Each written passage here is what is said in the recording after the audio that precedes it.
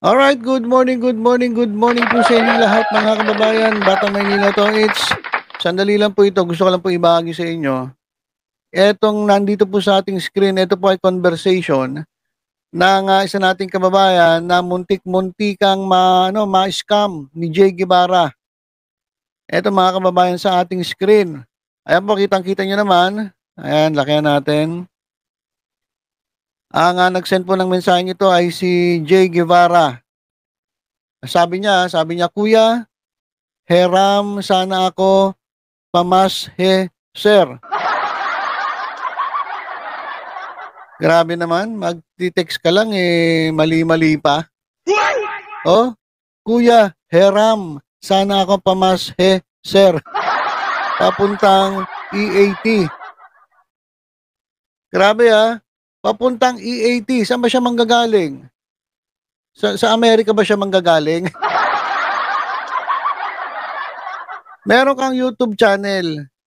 Ang dami mong following at sa tingin ko medyo malaki na ang kita mo kasi kahit paano may mga views naman. Tapos grabe, manghihingi ka ng pamasahe kay kuya. Ayan sabi niya, Kuya, Heram sana ako pamas heser papuntang EAT. Diyan ka lang sa alam ko diyan ka lang sa Caloocan Diyan ka lang sa Caloocan. O sabihin na natin nasa probinsya ka, sabi mo kahit nasa Bicol ka Magkano lang pamasahe diyan papuntang EAT?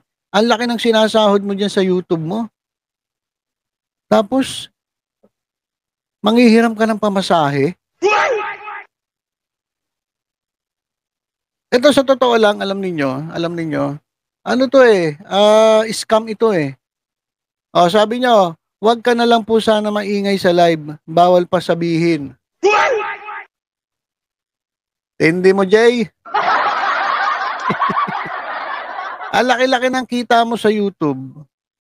Ang laki-laki ng pasok ng revenue sa'yo. Ang dami pang nagpapakulay, nagpapalipad sa'yo. Pamasahe, papuntang EAT. Ihihingi mo pa sa ito sa nag-send nito mga kababayan hindi po niya ito ka-close. Hindi niya po ito ka-close.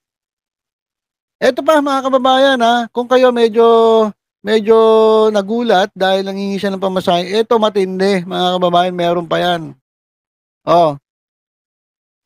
Hindi na kompleto yung convo pero kung gusto niyo kumpletuhin yan, meron po tayong resibo dyan, pero ito na lang. Sabi ko 90K na lang bago pang advance pang upa doon kasi wala pang sahod sa YT sir. Sa 28 pa ako kaya delikado ako dito. So kung titingnan niyo yung convo, parang sinasabi niya na doon sa tinitiran niya ngayon at present delikado siya.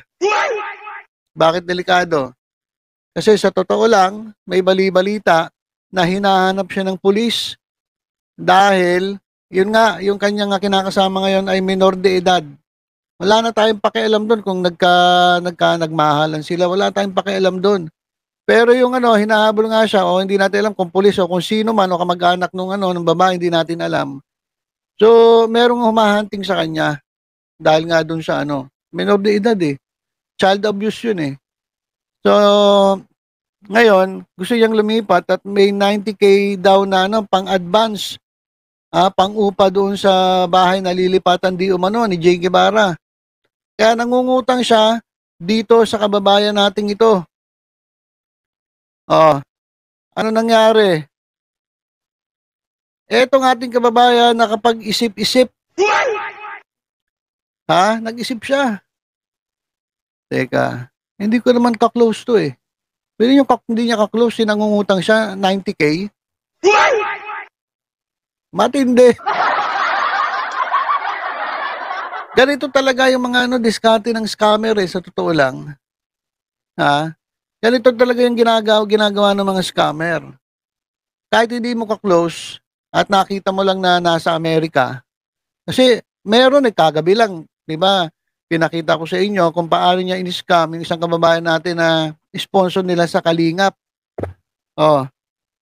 Kasi matulungin si Madam Pero yung tinulungan siya, halos Ang sabi 35,000, 45,000, 50,000 every 2 weeks. Binibigay sa kanya, meron pa siyang allowance buwan-buwan. Oh. Ngayon, nung medyo nagka-problema na, kasi nagselos.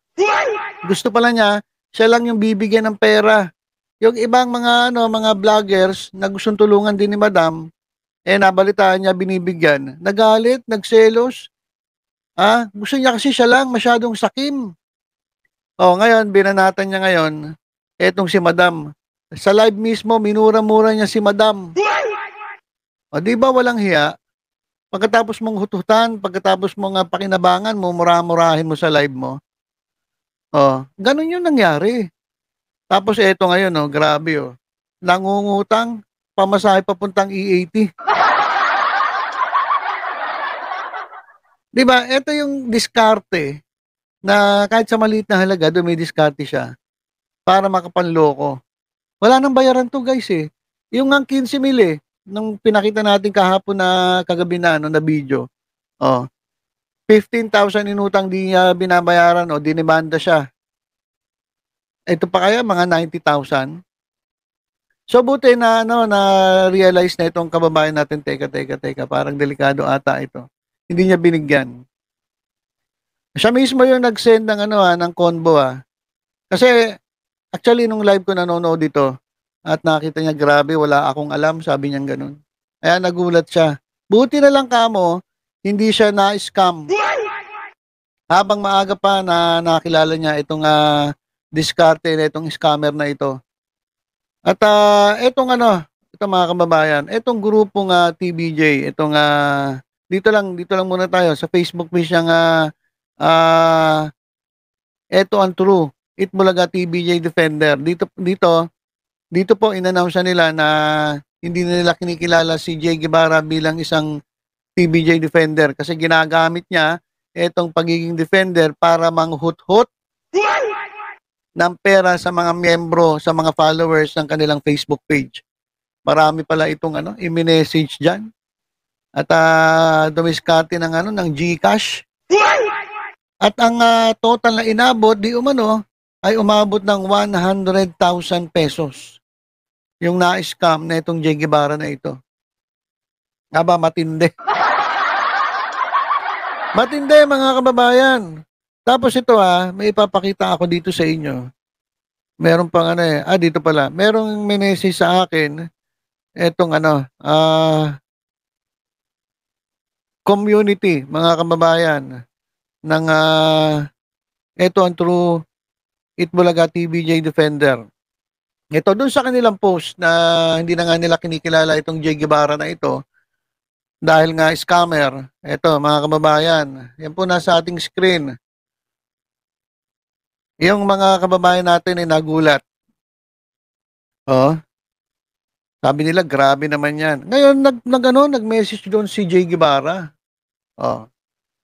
Nag-message si Jay Guevara, sabi niya, yan, Charlie Jay Guevara, siya yan. Sabi niya, okay, waiting ka na lang din sa tamang panahon, nandyan pa naman name ko, kaso yan bro, naku po, nakisawsaw ka ng walang alam. So, parang sinasabi niya, kakasuhan niya ito ang true TBJ Defender. Ikaw pa yung ngayong merong lakas ng loob na magkaso. Jay Guevara, ikaw pa itong may lakas ng loob magkaso dun sa ito ang true. Ikaw itong maraming dyan, na-scam dyan eh. Di ba? Ang kapal din ang mukha talaga nito. Believe talaga ako sa'yo, Brad. Believe talaga ako sa'yo sa kapangyarihan mo, sa kapalan ng mukha mo. Ikaw pa magkakaso dito sa ito ang true TBJ Defender. Kung tutuusin nga, alam mo yung kahapon na video, kung yung in-scam mo ng daan-daang libo, nandito lang sa Pilipinas, malamang kinatukan na raw sa bahay mo eh. Tapos may dala-dala silang lawyer para idemanda ka. Tapos ngayon, ikaw pa maglalakas ng loob, may pakaso-kaso ka pa. Baka magulat ka na lang, magsasampa ka ng kaso, yung pala, ikaw yung huhulihin. Ikaw yung pupusasan. Dahil sa dami ng mga na-scam mo. Unang-una, in-scam mo, mga kasamahan mo yung mga subscriber nyo, mga sponsor sa Kalingap. Pagkatapos sa Kalingap, Wala ka na, nawalan ka ng kita. Wala nang tiwala sa mga sponsor, mga subscribers. Lumipat ka sa TBJ Defender, tinulungan ka pa eh. Dapat kasi hindi tinulungan to eh. Oh, tinulungan siya ng isang TBJ Defender. Kasi wala na talagang views eh. Tinulungan, nirekomenda yung kanyang channel ngayon eh, mas mataas pa subscriber niya kaysa doon siya tumulong sa kanya. Pagkatapos pagtagal-tagal, bibirahin niya itong tumulong sa kanya. Oh, at eto pala, mismo, etong community, TBJ community, walang hiya, hinut-hutan din pala. Oh, ang daming na-scam. Ginamit niya itong TBJ community para mang-scam, para manloko, magparami ng subscriber. Matindi. Natatawa na lang tayo. Pero grabe itong ibang klase. Itong pag-uugali na itong Jay Guevara na ito. At ngayon, nasan siya? Yan, kasama niya yung mga DDS. Malamang yung mga DDS dyan, yung mga kasama nila dyan, i-scamin niya yan. Kasi kahit saan siya magpunta, ganun ang diskarte niya, mang-scam, manghihingi. Ewan ko lang kung makahingi siya kay Banat Bay. Ubo din ng gulang yun eh. Dito sa TBJ, maraming mababait tayong kababayan eh, kaya naloko niya eh. Pero pagdating doon sa DDS, ewan ko lang kung makapang-scam siya dyan. Subukan niyang manghihingi kay Banat Bay, baka murahin siya ni Banat Bay. Grabe mga kababayan. So yun yung ilan sa mga resibo na pinapakita natin para patunayan na itong Jay Guevarang ito ay napakawalang hiya mga kababayan. Napaka tuloges at wala pong pinipili. Wala pong pinipili ito. Importante sa kanya magkapera, maka-scam. Yung mga hiningi nga niya eh. Yung daan-daan libo na pampagawa ng bahay niya, dapat maganda na bahay niya. Pero tingnan ninyo, pansinin ninyo kapag nagda-live yung kanyang studio, tagpi-tagpi. 'Di ba? Ang dami mo nang kinitang pera galing sa subscribers, pero ganun pa rin. Kung ako yan, naku po, Diyos ko, ang ganda ng studio ko. Baka bulletproof pa. Soundproof, bulletproof, tapos panay kakaiba yung yung aesthetic ba nung studio, napakaganda na, nakabili na ako ng ng magaganda equipment, sound system, ilaw. Sa halagang gano'n na nakura ko to na hut-hut ni Jay Guevara. Saan niya dinala yung pera? Baka pinang-inom. Madalas yung kasama niyang tsuhin niya, panay ang inom nila sa live di ba? So, yan lang po mga kababayan. Gusto ko lang imulat ang inyong mga mata kasi baka ngayon tinitext na kayo ni Jay Guevara at hinuhut-hutan para at least medyo magising kayo at makaiwas dito sa vlogger/scammer. Alright, so yun lang mga kababayan. Magandang araw po ng linggo sa inyong lahat. Ingat po kayo palagi. God bless po.